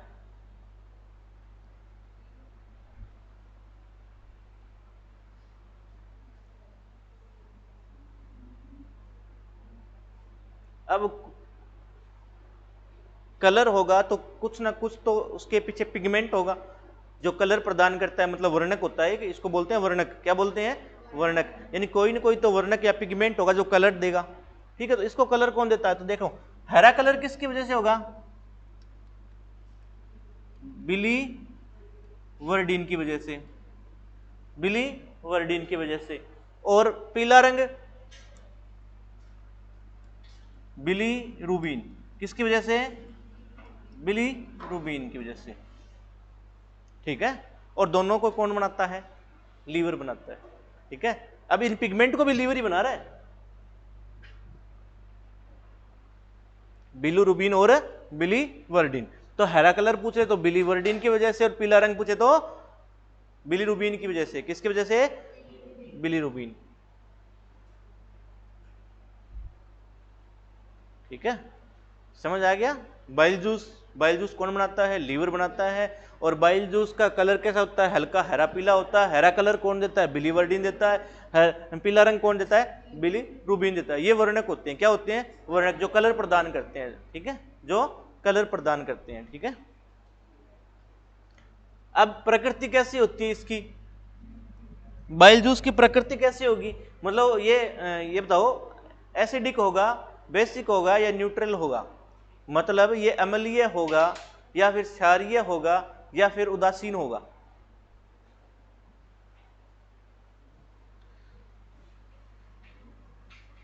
यहां पे थोड़ा सा लिख देता हूं मैं, 0 से 7 और 7 से 14। ये होता है भाई, जिसका मान 7 से कम है वो अम्लीय है और 7 से ज्यादा है वो क्षारीय है। ठीक है, अब देखो, ये होता है क्षारीय। किस प्रकृति का होता है? क्षारीय प्रकृति का। किस प्रकृति का होता है? क्षारीय प्रकृति का। क्या हो गया? इधर से किसने किया है? भाई क्या चल रहा है मनी में?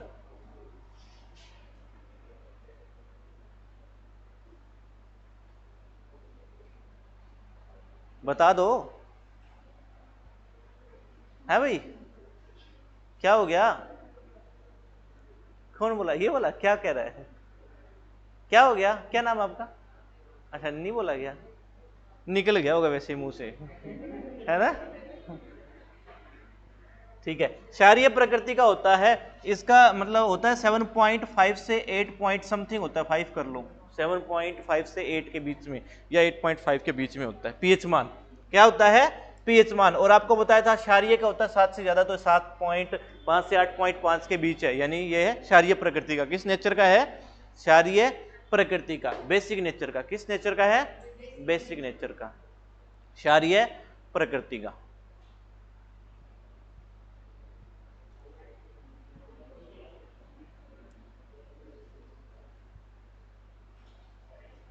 लिख लिया भाई। और ये कितना बनता है एक दिन में?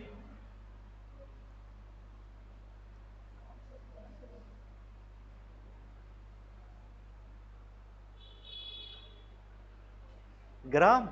ग्राम कौन बोला था? ग्राम बोले थे क्या? अच्छा मिलीलीटर क्या?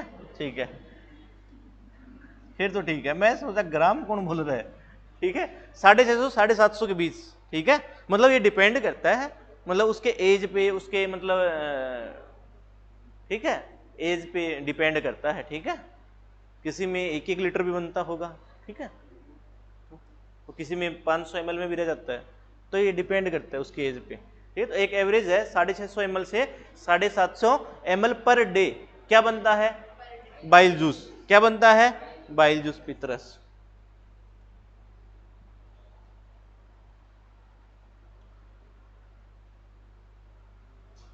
अब बाइल जूस है, इसका कोई ना कोई काम तो होगा, और आपको ये पता है कि एंजाइम हो गए या जूस हो गए, वो क्या कराते हैं? पाचन कराते हैं। क्या करवाते हैं? पाचन करवाते हैं, डाइजेशन करवाते हैं। ठीक है, और डाइजेशन किसका होना चाहिए? या तो कार्बोहाइड्रेट का होगा, या प्रोटीन का, या होगा फैट का। ठीक है, तो अब आपको पता होना चाहिए बाइल जूस क्या करता है? डाइजेशन करवाता है। और किसका डाइजेशन करवाएगा? फैट का। किसका डाइजेशन करवाएगा? फैट का। क्या मैं वापिस उसी पेज पे जा सकता हूँ पीछे? कैसे, किसी बता सकता है? किधर?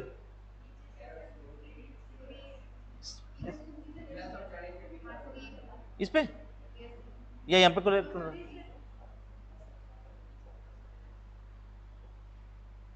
ज्यादा आगे रह गया मेरे ख्याल से।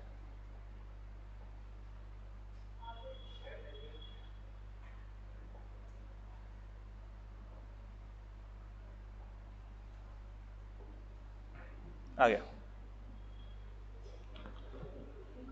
अब ये तो लिख लिया होगा आपने, चाहे रफ कर दूं साइड वाला सारा?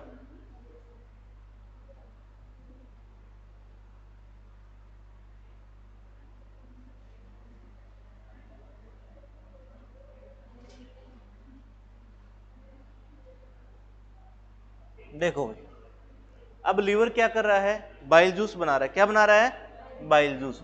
अब जो, अरे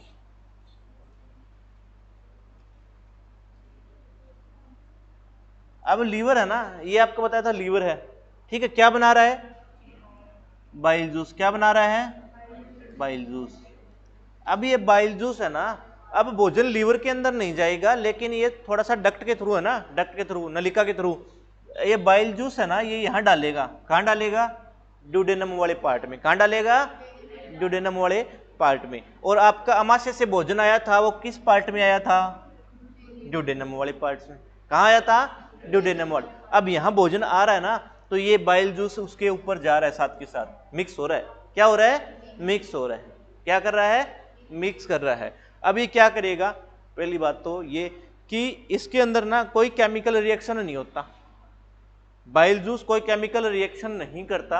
ये क्या काम करता है? ये जैसे मतलब आपने देखा है, मतलब मक्खन निकालते हैं अपन मदानी से।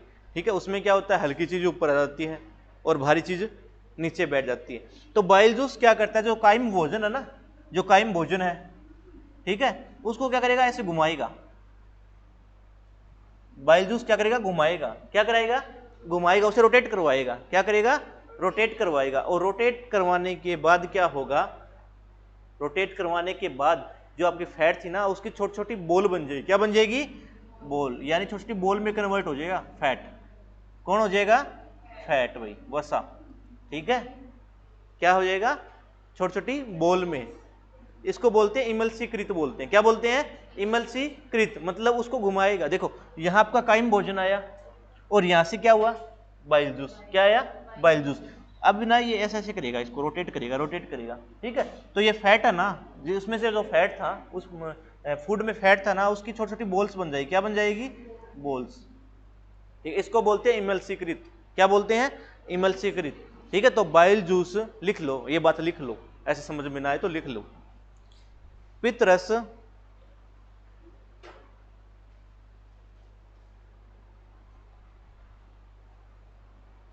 वसा के पित्तरस वसा के छोटे छोटे बोल्स बना देता है, छोटे छोटे बोल्स, ठीक है, छोटे छोटे बोल्स बना लेता है, वसा को इसमें कन्वर्ट कर देता है छोटे छोटे बोल्स में, ठीक है। पित्तरस वसा का को छोटे छोटे बोल्स में कन्वर्ट कर देता है, बदल देता है। यह लिख लो, पित्तरस है ना, वसा को छोटे छोटे बोल्स में बदल देता है, छोटे छोटे बोल्स में बदल देता है, ठीक है,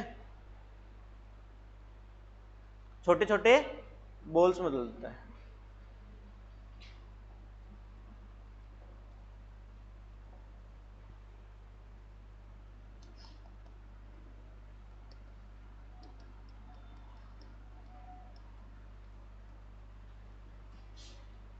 पित्तरस बाइल जूस क्या करेगा, जो फैट थी ना, जो फैट थी, वसा थी, ठीक है, जो वसा थी,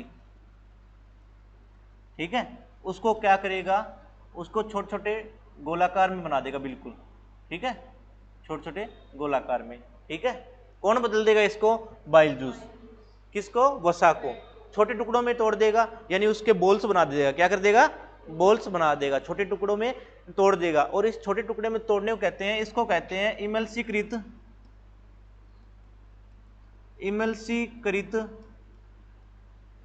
वसीय अम्ल, इमल्सीकृत वसीय अम्ल, मतलब उसकी बोल्स बना दी। अब वसीय अम्ल नहीं बना, लेकिन इमल्सीकृत वसीय अम्ल बना दिया, मतलब छोटे छोटे टुकड़ों में तोड़ दिया उसे, लेकिन अभी उसका और डाइजेशन होना बाकी है, ठीक है।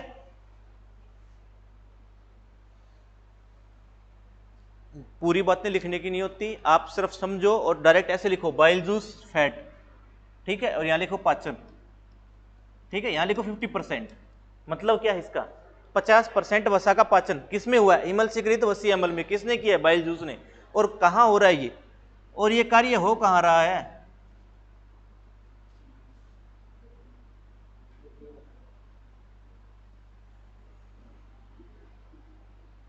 कहां हो रहा है, इस ड्यूडेनम वाले पार्ट में, कहां हो रहा है, ड्यूडेनम वाले पार्ट में, यहां आपका लीवर जुड़ा है, ठीक है, यहां हो रहा है,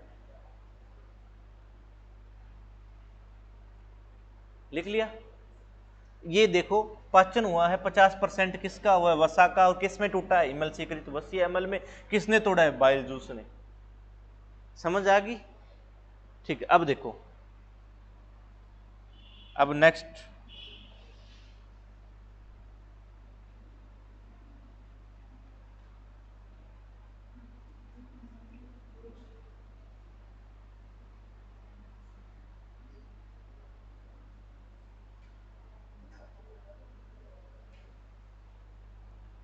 अब बाइल जूस ने अपना काम कर दिया, किसका डाइजेशन किया, फैट का, कितना परसेंट, लगभग आधा हो गया, आधा भी रहता है, कार्बोहाइड्रेट का भी आधा रहता है, फैट का भी आधा रहता है, प्रोटीन का भी आधा रहता है। पूर्ण पाचन तो अभी तक नहीं हुआ ना, पूर्ण पाचन नहीं हुआ, ठीक है। तो आपका नेक्स्ट ऑर्गन है ना, जो नेक्स्ट ऑर्गन है आपका अग्नाशय, क्या है, अग्नाशय, इसको बोलते हैं पेनक्रिया, क्या बोलते हैं, पेनक्रिया, अग्नाशय।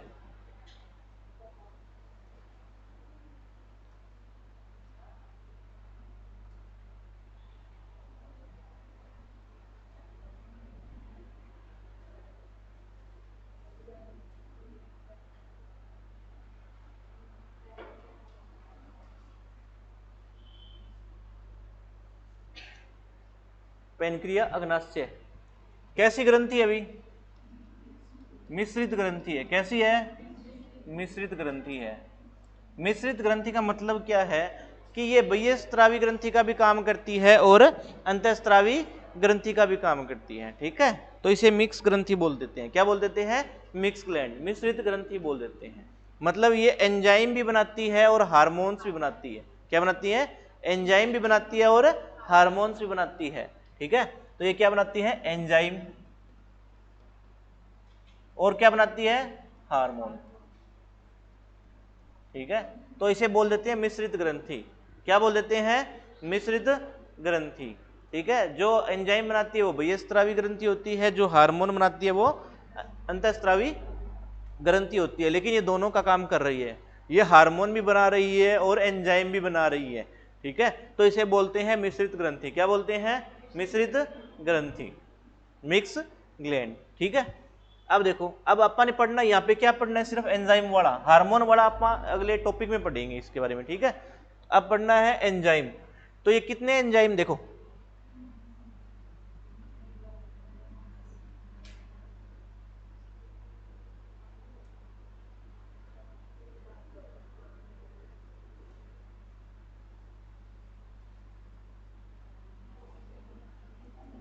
ये आपका पार्ट था ड्यूडेनम, ये कौन सा था? जेजुनम, और ये था इलियम वाला, ठीक है। अब देखो, यहां से लीवर ने अपना काम कर दिया, ठीक है, और यहां पे क्या है? पेनक्रिया। क्या है? पेनक्रिया। अब पेनक्रिया अग्नाशय क्या करेगा? एक जूस बनाएगा, रस बनाएगा, जिसे बोलते हैं अग्नाशय रस। क्या बोलते हैं? अग्नाशय रस, अग्नाशय रस, पेनक्रिएटिक जूस। क्या बनाएगा? Pancreatic juice. क्या बनाएगा? Pancreatic juice. अब पेनक्रिएटिक जूस बनाएगा, उसके अंदर क्या क्या होगा? देखो, अग्नाशय रस बनाता है, इसमें होता है, एक तो होता है आपका अमाइलेज। कौन सा एंजाइम होता है? अमाइलेज। एक होता है ट्रिप्सिन। कौन सा होता है? ट्रिप्सिन।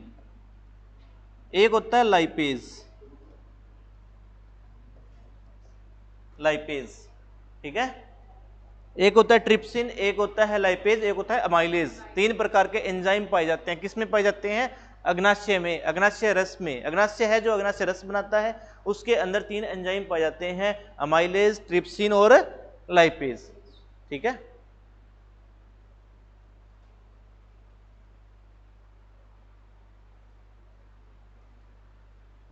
अच्छा, ये फंक्शन कहां चल रहा है अभी? जो मैं बता रहा हूं ये कार्य कहां हो रहा है?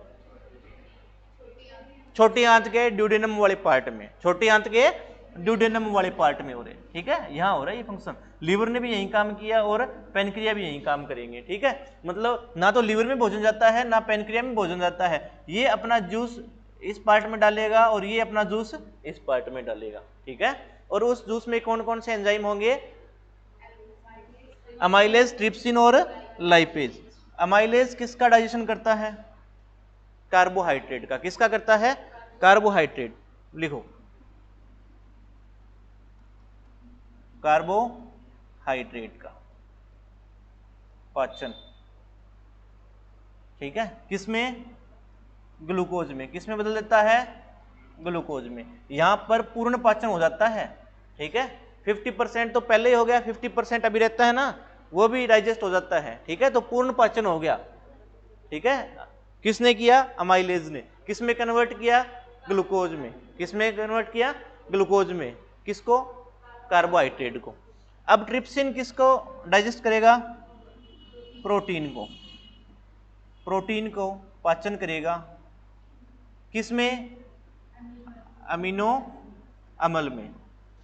अमीनो अम्ल में, या अमाइनो एसिड बोल दो, अमाइनो एसिड में, अमाइनो एसिड में।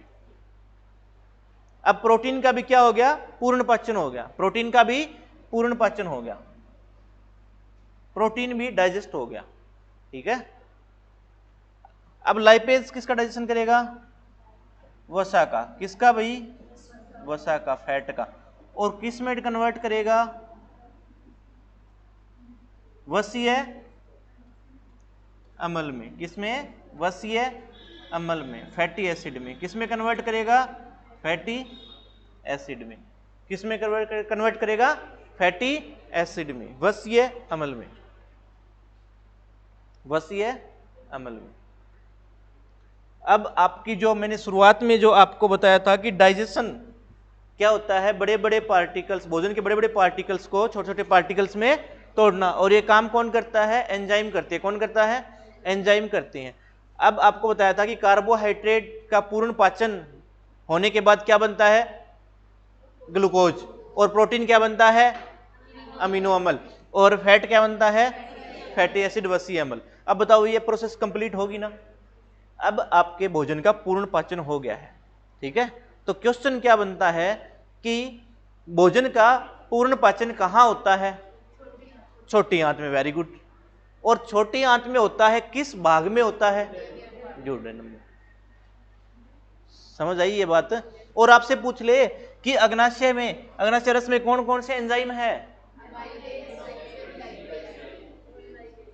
ठीक है। और पीछे क्वेश्चन आया हुआ था, पेप्सिन किसका डाइजेस्ट करवाता है? प्रोटीन का क्वेश्चन आया हुआ है। ठीक है, ये क्वेश्चन आया हुआ है, ट्रिप्सिन किसका डाइजेस्ट करवाता है? लाइपेज किसका डाइजेस्ट करवाता है? वसा का। लाइपेज किसका कराता है? वसा का। ट्रिप्सिन प्रोटीन का, अमाइलेज कार्बोहाइड्रेट का। ठीक है, पूर्ण पाचन हो गया, कहां हो गया? छोटी आंत में। छोटी आंत के किस पार्ट में? ड्यूडेनम वाले पार्ट में।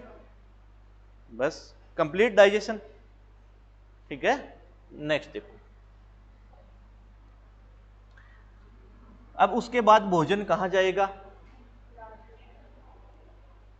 कहां जाएगा?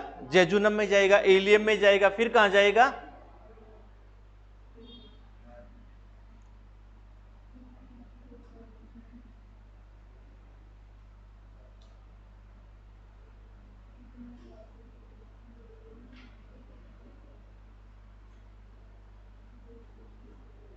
यहां से ये, ठीक है, ये है छोटी आंत, ठीक है, और ये है बड़ी आंत। कहां जाएगा? बड़ी आंत में। ठीक है, तो बड़ी आंत की लेंथ कितनी होती है? कितनी लंबाई होती है? 1 से 1.5 मीटर, 1 से 1.5 मीटर। कितनी लंबाई होती है? 1 से 1.5 मीटर। ठीक है, बड़ी आंत साइज में बड़ी है, लेंथ में बड़ी नहीं है, लेकिन डायमीटर, व्यास में क्या है? बड़ी है छोटी के मुकाबले। ठीक है, डायमीटर कितना है इसका?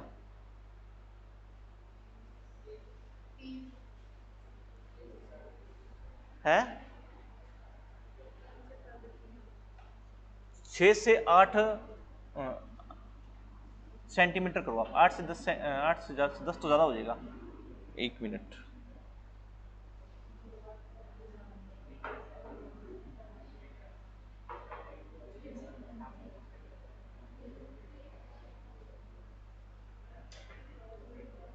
छह से 8 सेंटीमीटर कर लो। 6 से 8 सेंटीमीटर यानी कितना इंच? 2.5 से 3 इंच। 2.5 से 3 इंच। ठीक है, 2.5 से 3 इंच।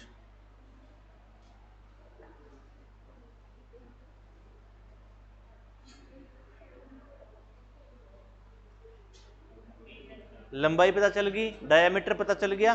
ठीक है, अब ये कहां से जुड़ी है? कहां से जुड़ी है भाई? छोटी आंत से। और छोटी आंत के किस पार्ट से? किससे?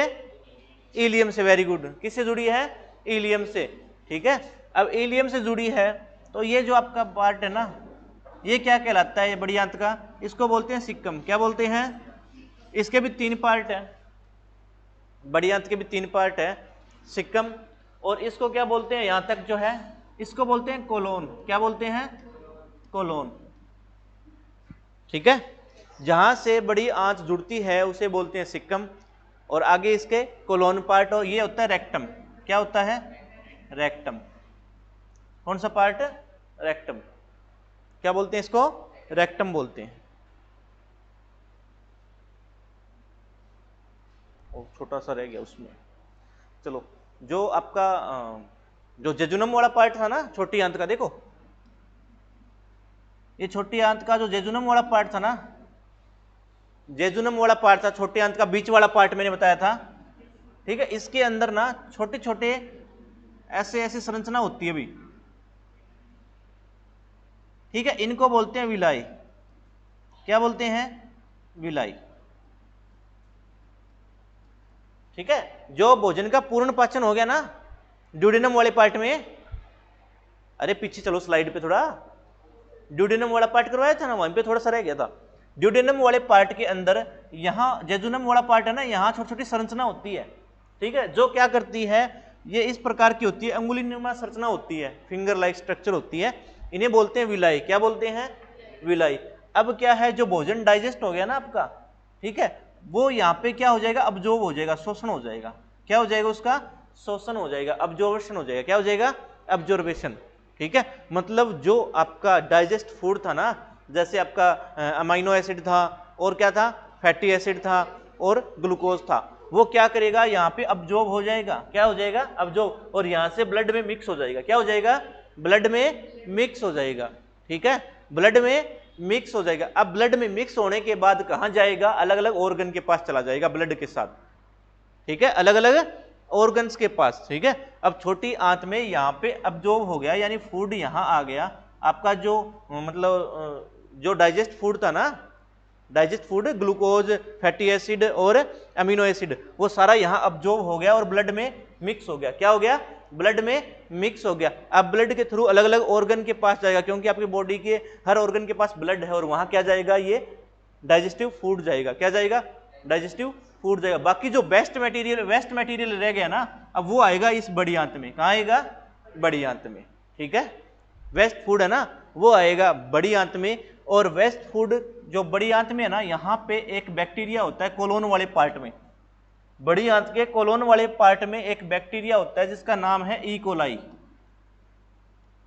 ई कोलाई जीवाणु, ई कोलाई जीवाणु, E coli bacteria, E coli bacteria, E coli जीवाणु कहाँ होता है, ये बड़ी आंत में होता है। कौन से पार्ट में होता है, कोलोन वाले पार्ट में होता है, ठीक है, कोलोन वाले पार्ट में होता है ई कोलाई बैक्टीरिया। ये क्या करता है, जो वेस्ट फूड है, जो मल है, उसके साथ उसको खाता है, मतलब उसको ये डाइजेस्ट करता है, और आपको बदले में कौन से विटामिन देता है, 2 विटामिन देता है, ठीक है, एक तो आपको विटामिन के देता है, विटामिन के, और एक विटामिन B12 देता है, 2 विटामिन आपको ई कोलाई बैक्टीरिया देता है, उस मल को गला सड़ाकर आपकी बॉडी के अंदर प्रोड्यूस करता है इन 2 विटामिन को, विटामिन के और विटामिन B12 को, विटामिन के और विटामिन B12 को, ठीक है। इनके फंक्शन हम विटामिन में पढ़ेंगे, लेकिन अब इतना पढ़ो कि विटामिन के और विटामिन B12 ये आपके बड़ी आंत में बनता है, और बनाता कौन है, ई कोलाई बैक्टीरिया बनाता है, ठीक है, जो मतलब वेस्ट फूड है उसको गलाकर सड़ाकर के बदले में देता है, ठीक है। इसके बाद जो वेस्ट फूड है वो आएगा रेक्टम में, रेक्टम से ये बाहर चला जाएगा, इसे बोलते हैं एनस गुदा, क्या बोलते हैं, एनस गुदा, जो बड़ी आंत का रेक्टम के बाद वाला पार्ट है, बड़ी आंत का रेक्टम के बाद वाला पार्ट है। और कुछ एक पानी है ना आपका यहाँ अब्जॉर्ब हो जाता है रेक्टम में, पानी मतलब कुछ मात्रा में पानी रह गया ना, तो यहाँ अब्जॉर्ब हो जाएगा बड़ी आंत में, ठीक है, ठीक है, कुछ ऑब्जर्वेशन होना है ना पानी वगैरह का, वो भी हो जाता है बड़ी आंत में ही, ठीक है। उसके बाद आपका बचा वेस्ट फूड, ठीक है। तो बात ये समझ आई भी, समझ आ गई ये बात कि डाइजेशन कैसे हुआ, ठीक है। अब छोटी आंत में ड्यूडेनम वाले पार्ट में पूर्ण पाचन हो गया, और जेजुनम वाले पार्ट में फिंगर लाइक स्ट्रक्चर थी, जहां से क्या था, जो हमें जरूरत थी वो फूड यहाँ अब्जॉर्ब हो गया, ब्लड के अंदर घुल गया। अब ब्लड के थ्रू वो सारा भोजन कहाँ जाएगा, अलग अलग ऑर्गन्स के पास, ठीक है। और एक बात याद रखना, अब इसको ना क्या बोलेंगे, जो आपका भोजन है ना, जो भोजन है, जैसे आप मतलब वो डाइजेस्ट हो गया, अब सुबह आप एक दिन के लिए फास्ट करते हो, मतलब करते होंगे फास्ट, तो क्या सुबह सुबह भूख लगती है, लग जाती है, मतलब नहीं खाए तो काम चल जाएगा भाई, एक दिन खाना नहीं खाओगे काम चल जाएगा, 2 दिन नहीं खाओगे चल जाएगा ना, काम चल जाता है ना काम, क्यों भाई। देखो अब एक बात यहाँ मैं था आपको थोड़ी सी बताऊंगा, ज्यादा नहीं लूंगा टाइम, बस थोड़ा सा 5-7 मिनट, ठीक है। ये हो गया ना, नेक्स्ट देखो क्या हो गया, अच्छा देखो जो भोजन आपने खाया ना, जो भोजन खाया, अब एक बात तो मैंने ये बात कही कि जो अब ब्लड में आपके क्या जाएगा, ग्लूकोज, क्या जाएगा, देखो आपने जो भोजन किया ना उसमें आपने लिया था कार्बोहाइड्रेट भी लिया था, प्रोटीन भी लिया था, फैट भी लिया था ना, तो कन्वर्ट वो फैटी एसिड में भी नहीं हुआ, मतलब फैटी एसिड में फैट तो कन्वर्ट हो गया था, प्रोटीन भी अमीनो एसिड में कन्वर्ट हो गया था, और कार्बोहाइड्रेट किस में चला गया था, ग्लूकोज में। लेकिन उस पूरे भोजन को जो डाइजेशन जो पच गया ना भोजन, उस पूर्ण भोजन पाचन भोजन को क्या बोलोगे आप, ग्लूकोज, क्या बोलोगे, ग्लूकोज। अब ग्लूकोज ही क्यों बोलते हैं, ग्लूकोज ही क्यों बोलते हैं, उसे हम अमीनो अम्ल भी तो बोल सकते हैं, हम आवासीय अम्ल भी तो बोल सकते हैं, तो ग्लूकोज ही क्यों बोला, भोजन डाइजेस्ट हो गया मतलब लिक्विड फॉर्म में आ गया, उसको अपन बोलेंगे ग्लूकोज। क्या बोलेंगे? ग्लूकोज। ग्लूकोज ही क्यों बोला, मेरा ये क्वेश्चन है।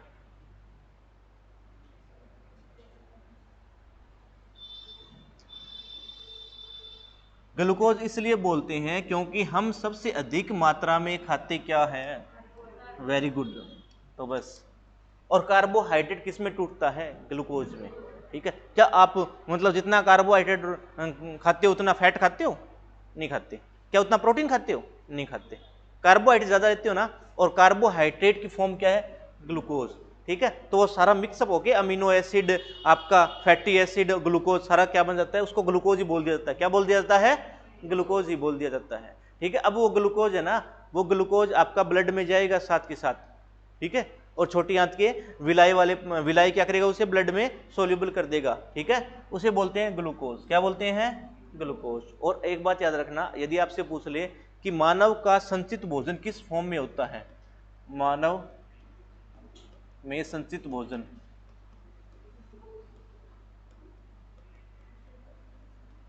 ठीक है, मानव में संचित भोजन किस अवस्था में पाया जाता है?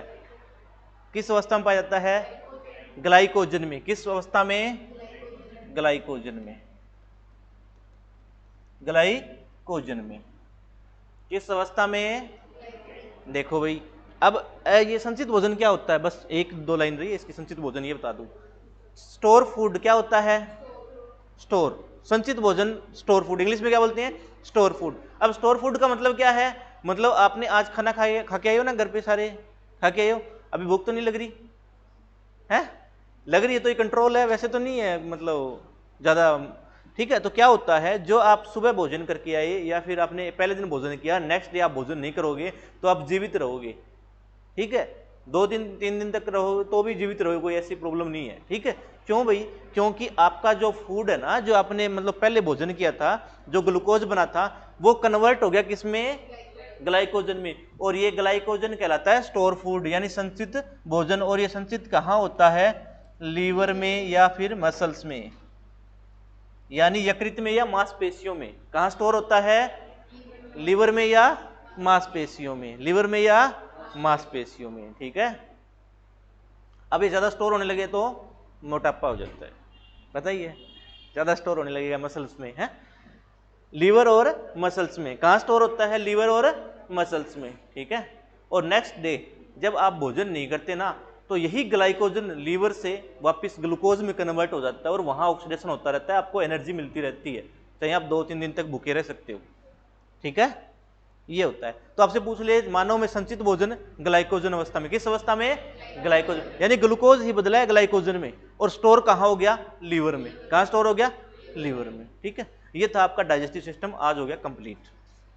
कल चलेंगे नेक्स्ट टॉपिक। ठीक है भाई, थैंक्स भी आज के लिए।